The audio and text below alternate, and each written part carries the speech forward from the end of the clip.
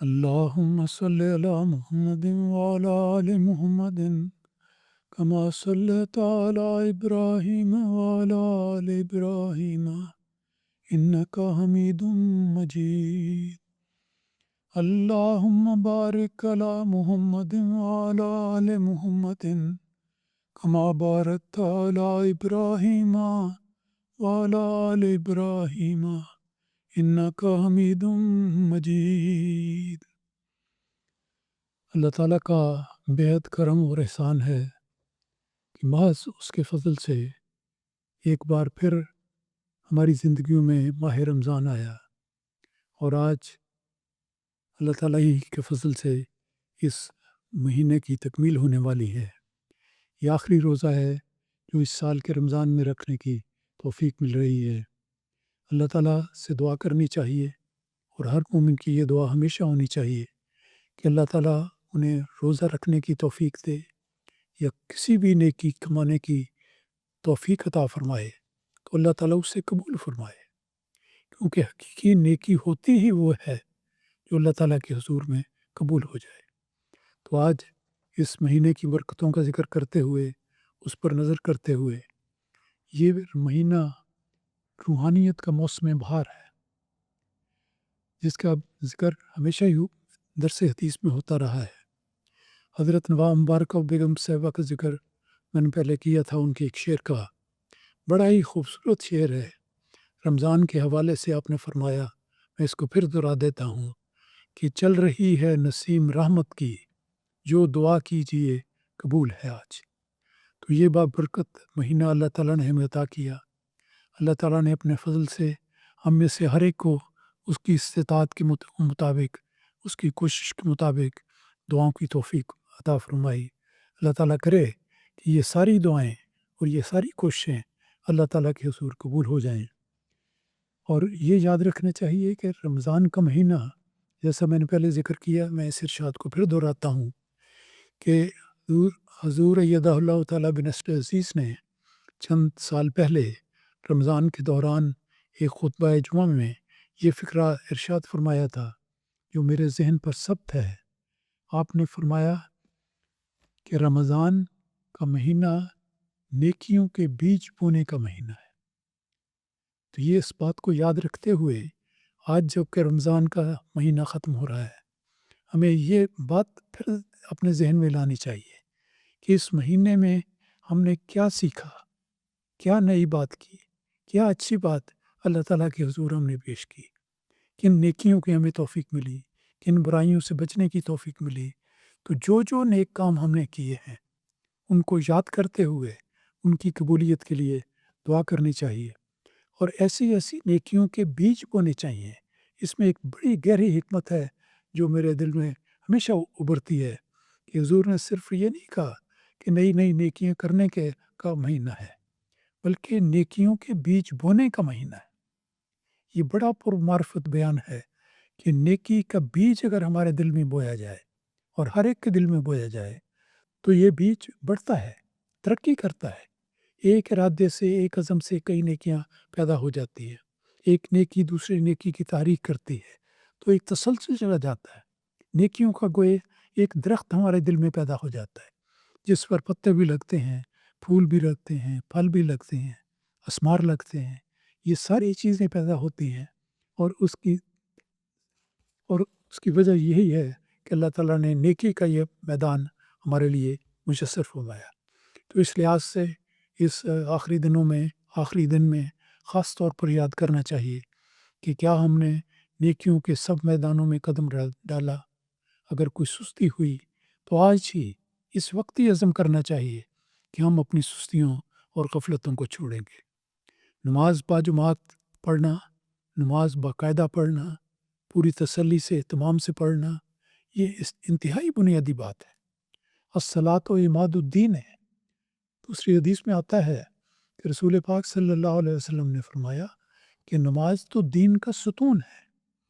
انسان کے ایمان کا سارا دار و مدار اس کے اعمال پر آتا ہے، اور اس کی بنیاد نماز کی ادائیگی پر ہے۔ اس لیے جیسے رمضان کے مہینے میں ہم سب کو اللہ تعالیٰ کے فضل سے یقیناً یہ توفیق ملی ہوگی کہ نمازوں کا بہت اہتمام کیا، تو یہ اہتمام صرف رمضان کی حد تک نہیں بلکہ ایسا مضبوط اہتمام ہونا چاہیے کہ اس کا اثر سارے سال میں، بلکہ میں کہوں گا ساری زندگی میں آگے سے آگے چلتا چلا جانا چاہیے۔ تو ان نیکیوں کے بیجوں کو بونا، ان کی پرورش کرنا، انہیں کسی نگہداشت کرنا اور ان کو پھر قائم رکھنا اور بڑھاتے چلے جانا اور اسے نگہبانی کرنا، یہ ہے ایک مومن کا صحیح طریق جس کی طرف کرنا چاہیے۔ اور نماز کے بارے میں تو میں اس لیے پھر دوبارہ تاکید کرنا چاہتا ہوں کہ رمضان میں مسجدیں بھری ہوتی ہیں، دیکھا جاتا ہے بڑی کثرت سے لوگ آتے ہیں، عورتیں، مرد، بچے، بڑے سب آتے ہیں۔ الحمدللہ بڑی اچھی بات ہے۔ جب بھی نیکی کی کوئی صورت پیدا ہوتی ہے دل میں تو دیکھ کر خوشی ہوتی ہے، لیکن جب نماز کے بعد مسجدوں کی وہ حالت نظر نہیں آتی تو پھر ایک غم کی کیفیت ہوتی ہے کہ کیا انسان نے اس میسج کو، اس پیغام کو سمجھا ہی نہیں یا اس کو بھلا دیا ہے؟ کیا خدا صرف رمضان میں دعا سنتا ہے، بعد میں نہیں سنتا؟ حقیقت یہ ہے کہ اللہ تعالیٰ ہمیشہ سمیع الدعا ہے، اس دعاؤں کو سننے والا ہے، صرف کو پکارنے والا ہونا چاہیے۔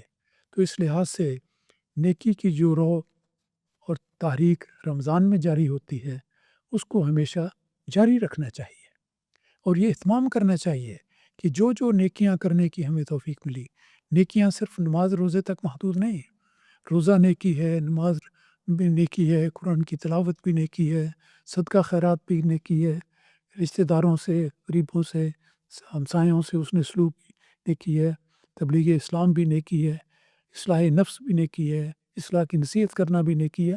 کس کس نیکی کا شمار کیا جائے؟ نیکیوں کے رستوں کی کوئی انتہا نہیں۔ تو جن نیکی کے رستوں کی اطلاع اللہ تعالیٰ نے ہمیں دی، اس پر ہم نے عمل کرنے کی توفیق پائی، تو اب ایمان کا تقاضا یہ ہے کہ انسان اس تسلسل کو جاری رکھے اور اسی خدا کے در پر جھکے جس نے رمضان کے مہینے میں رمضان کے مہینے میں اس کو نیکیوں کی توفیق عطا فرمائی۔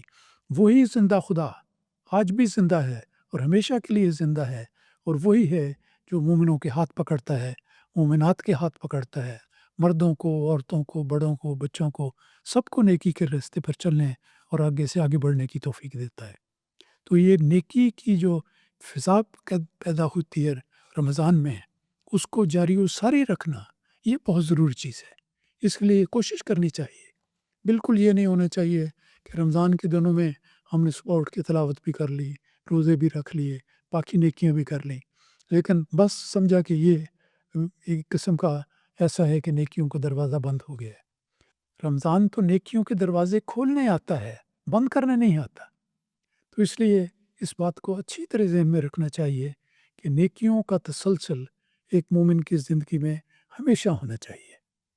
اور یہ حدیث میں بھی یہی آتا ہے کہ اللہ تعالیٰ کے نزدیک سب سے پسندیدہ عمل ایک بندے کا وہ ہے جس کو اللہ تعالیٰ باقاعدگی کے ساتھ، جس کو انسان باقاعدگی کے ساتھ ادا کرے۔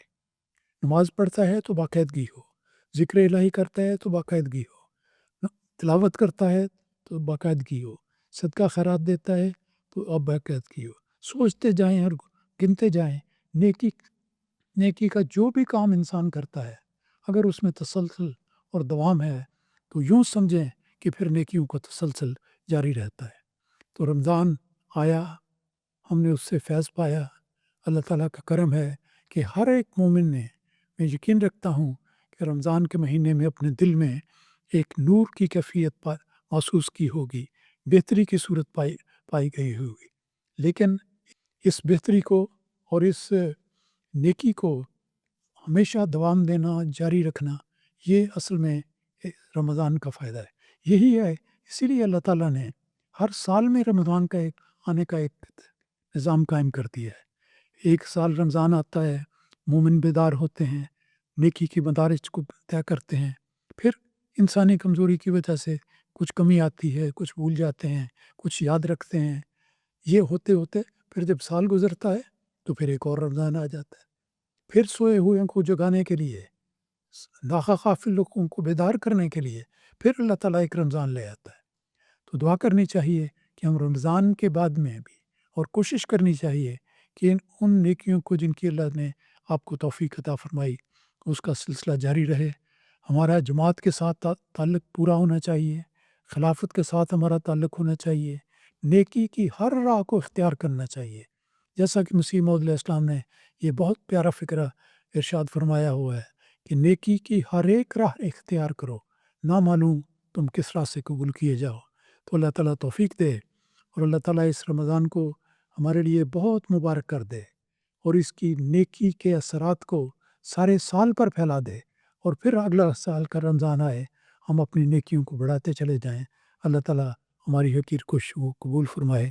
سب دوستوں کو آنے والی عید بہت بہت مبارک ہو۔ آمین۔